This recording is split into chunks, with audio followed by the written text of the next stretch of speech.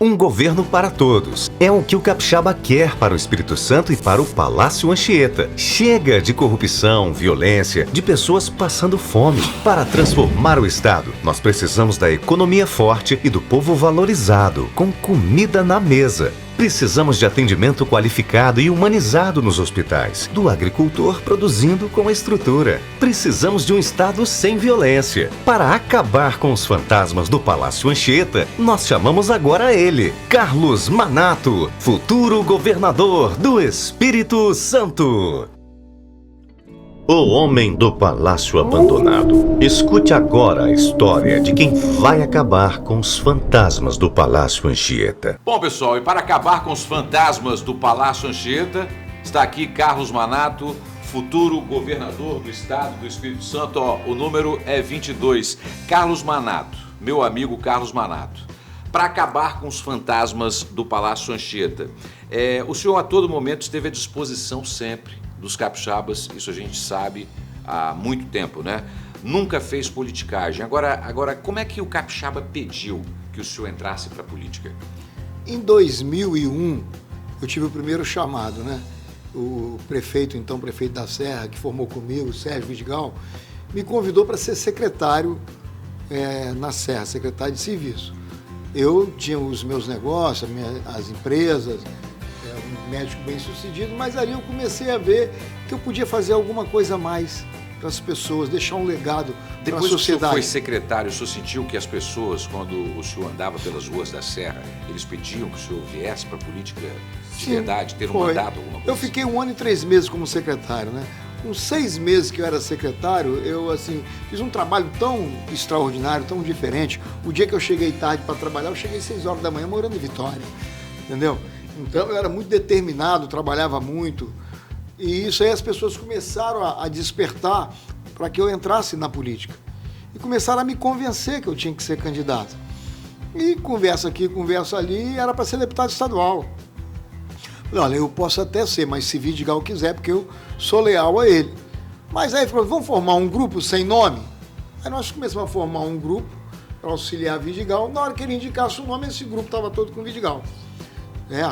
E nós começamos a formar esse grupo, eu era um dos líderes do grupo, e acabou que ele me escolheu, só que não escolheu para ser estadual, escolheu para ser federal. A federal era a Sueli, de uma hora para outra, assim? Aos 49. Então foi o primeiro grande chamado que eu tive, foi lá de 2001, 2002, quando eu ganhei para deputado federal. Aí começou toda a minha parte na política mesmo, e a política você às vezes não tem no sangue, mas quando dá uma injeçãozinha você começa a ver, quando você começa a fazer o bem para as pessoas em massa, né? Resolver problemas em massa, quando você coloca um recurso que resolve o problema de milhares de pessoas, isso aí te emociona. Aquela faz bem, frase, faz então, bem, né? cai sempre bem, né? Não escolhe os capacitados, mas sim capacita os escolhidos. Exatamente. Aí o senhor entrou na vida pública, né, como político, né, tendo mandato, foi 4 vezes deputado federal, gestor de grandes hospitais. O senhor agora se sente preparado para assumir o cargo de governador do estado do Espírito Santo? Eu me sinto preparado. Seria o primeiro cargo executivo? Primeiro cargo executivo, né? Eu fui executivo na iniciativa privada. Então, eu quero trazer para dentro do governo as coisas boas da iniciativa privada. Né? O que é coisa boa da iniciativa privada? A desburocratização, a meritocracia, o combate à corrupção, né? A transparência, a ética. Isso tudo são coisas boas que a iniciativa privada tem e tem que trazer. Você vê o Zema, Minas Gerais foi dos 701 normatizações de desburocratização. Aqui 47. Então, muita coisa errada no Estado, na segurança, na saúde, no combate à corrupção, né? E isso tudo não combateu a fome, não combateu a miséria. O Estado é classe A, né? Classe A em finanças, classe F de fome. Então, isso tudo aí me canalizou e falou, é sua vez de mudar esse Estado. Seria uma forma, então, de fortalecer a economia e levar a comida para a mesa do capixaba? Exatamente, nós vamos manter o classe A, nós vamos trabalhar muito na geração de emprego e renda, muito, porque nós temos 1.110.000 quase na linha da pobreza. Se você gera emprego, gera renda e qualifica as pessoas, você tira essas pessoas da linha da pobreza. Porque a linha da pobreza, você tem 4 pessoas numa casa e eles ganham R$ 1.400, você está na linha da pobreza, que é R$ 480. Mas se mais um dessa família arrumar um emprego, você tira eles da linha da pobreza. Você faz isso como? Capacitando, dando treinamento, colocando ele no mercado de trabalho.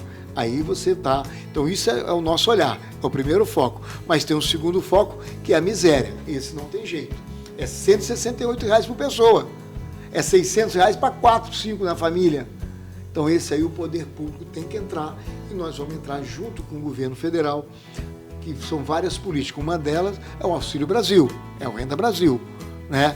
Outras são os programas sociais que você vai entrar pesado.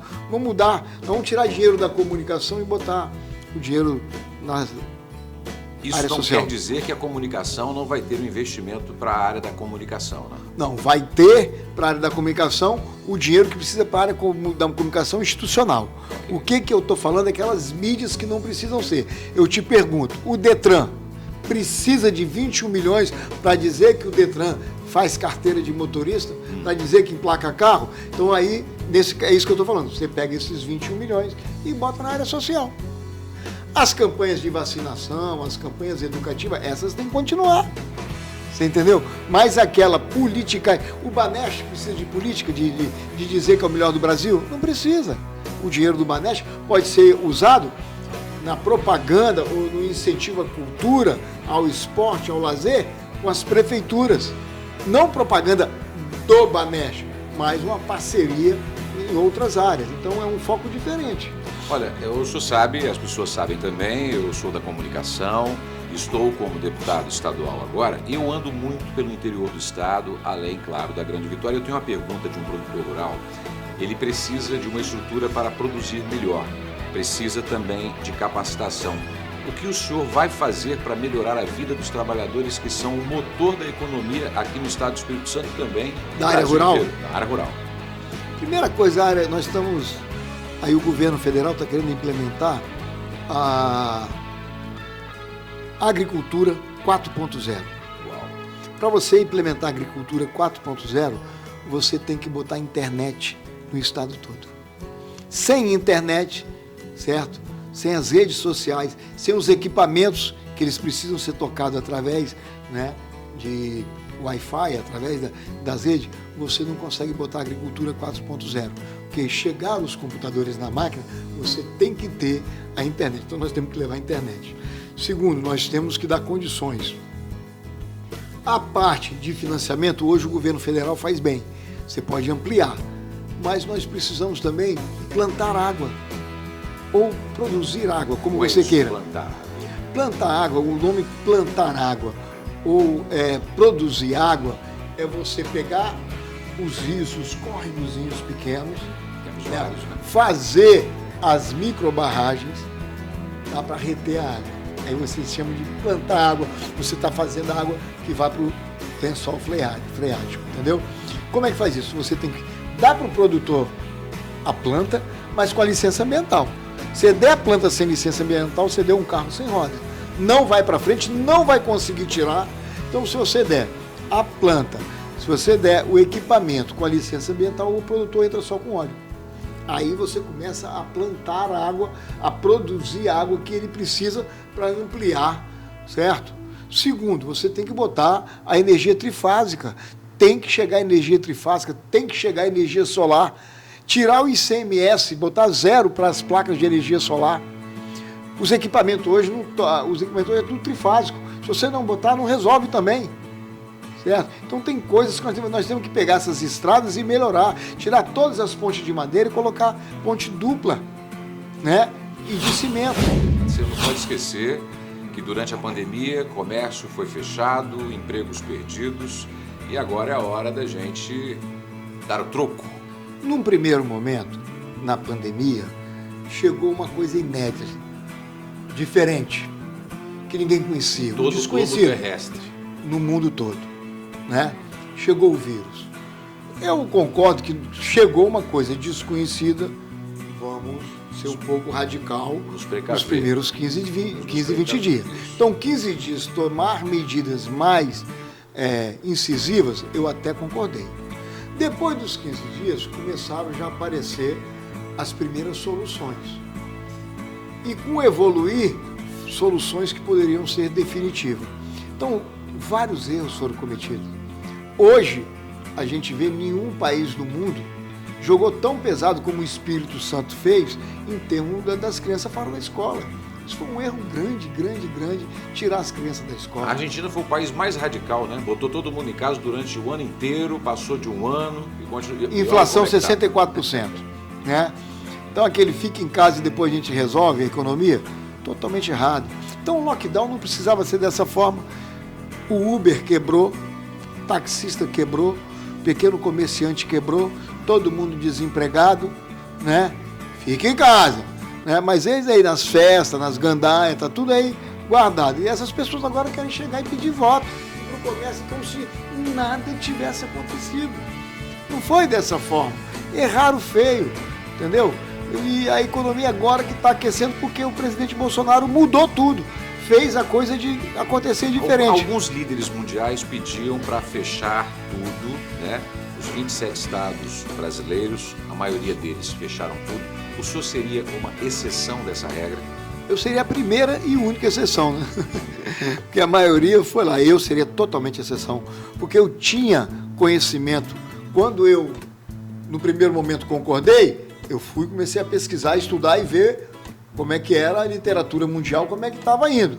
Eles não, entendeu? Então, eu estou pedindo ao povo capixaba que olhe o nosso programa de governo, 152 páginas que já está no TRE, certo, do programa, está no nosso site, manato22.com.br, tem já o nosso programa sujeito a críticas e sugestões, né, que nos dê uma oportunidade. Nos deu a oportunidade de a gente ter um governo alinhado ao governo federal para trazer todos os recursos que tem lá, porque lá tem um recurso para investir aqui no capixaba e mudar essa realidade. Precisamos disso. Que Deus abençoe essa caminhada que é longa, é árdua, que o capixaba preste atenção nas propostas dos candidatos, na sua história política, na sua história empresarial, para a gente tentar, e se Deus quiser, conseguirmos acabar com esse elo que já existe há 21 anos entre duas pessoas apenas aqui no estado do Espírito Santo. Que Deus abençoe e que o governador não coloque o peso do estado nas costas da população que não merece um governo que pesa sempre e deixa o cara ali, ó, sempre abaixado. Deus abençoe. Um abraço, meu irmão. Tamo junto sempre. Obrigado, Torinho. Valeu.